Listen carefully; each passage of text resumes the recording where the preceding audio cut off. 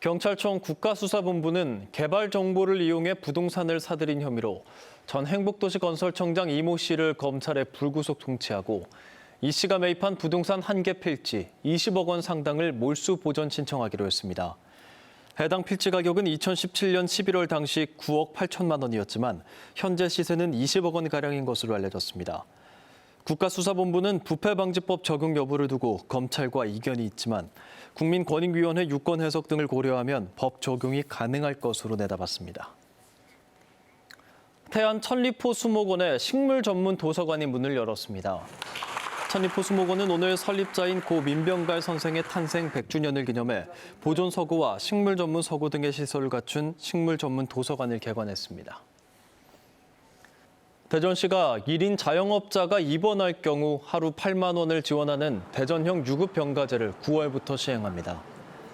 대상은 건강보험 지역가입자 가운데 중위소득 150% 이하인 1인 자영업자로 입원했을 때 하루 8만 원의 생활임금을 최대 11일 동안 받게 됩니다. 대전시는 이를 포함해 코로나19로 어려움을 겪는 소상공인 지원을 위해 추경 예산에 368억 원을 편성해 소상공인 사회보험료와 버팀목 자금 등을 지원할 예정입니다. 부여에 본사를 둔 부동산 개발 전문 기업인 주식회사 성정이 이스타항공의 최종 인수 예정자로 선정됐습니다.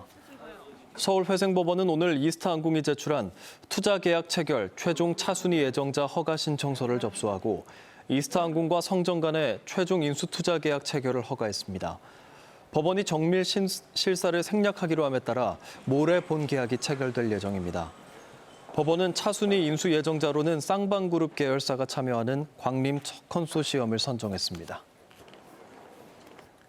KBS 한국방송과 충청남도, 충남대, 공주대 등 4개 기관은 충남방송국 설립 추진과 연계한 미디어 교육 협력 체계 구축을 위해 오늘 서울 여의도 KBS 본사에서 업무 협약을 맺었습니다.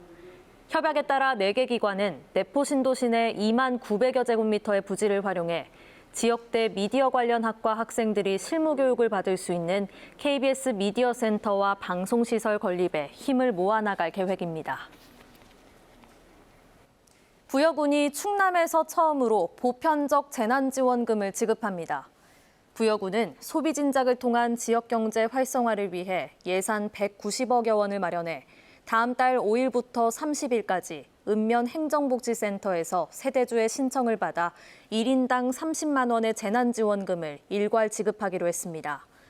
지급 대상자는 6월 11일 기준 주소지가 부여군으로 등록돼 있어야 하고 지역 화폐인 굿드레페이로 충전 지급합니다.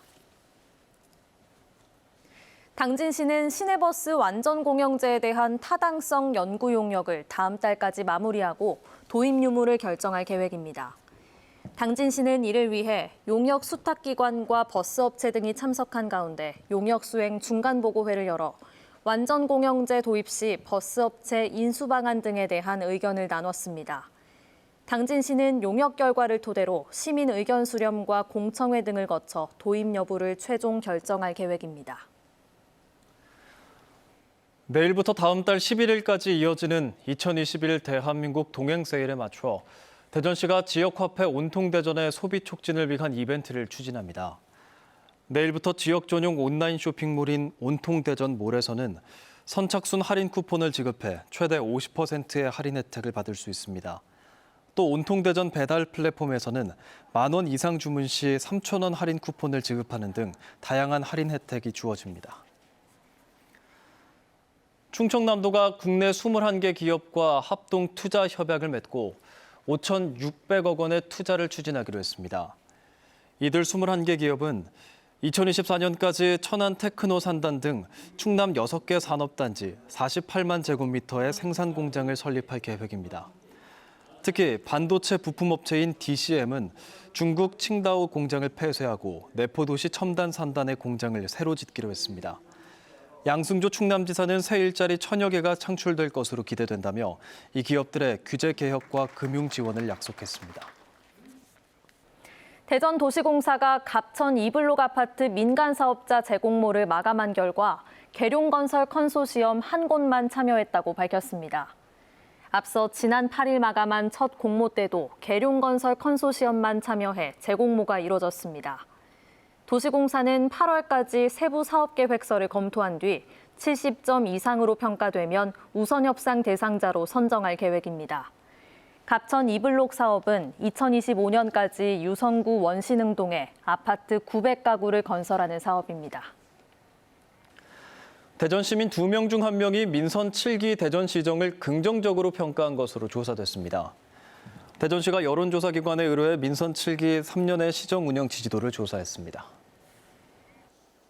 이춘희 세종시장은 어제 기자간담회를 열고 이전 기관 공무원 특공제도가 폐지됐지만 공공기관 이전이 원활하게 이루어질 수 있게 법률에 근거한 공무원 주거 안정 대책을 마련하겠다고 밝혔습니다.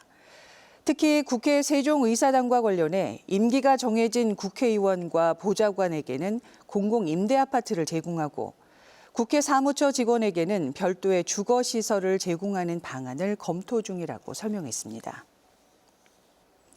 천안시는 코로나19로 인한 집합 금지 명령 등으로 영업에 어려움을 겪고 있는 유흥주점과 무도장에 대해서 재산세를 감면하기로 했습니다. 재산세 감면은 다음 달 부과되는 건물분 세금과 오는 9월 부과되는 토지분 세금입니다. 그러나 감염병 발생에 따른 영업 금지 명령을 위반하거나 방역 수칙을 위반한 영업장은 감면 대상에서 제외됩니다. 다음 달부터 충남 섬 지역의 장애인과 국가유공자는 여객선을 무료로 이용할 수 있습니다. 충청남도는 지난해 7월 75세 이상 섬 주민에 이어 다음 달부터는 장애인과 국가유공자도 여객선을 무료로 이용할 수 있다고 밝혔습니다. 이로써 여객선 무료 이용 대상자는 21개 섬에 사는 75세 이상 노인 500여 명과 장애인 200여 명, 유공자 23명 등 835명으로 늘게 됐습니다.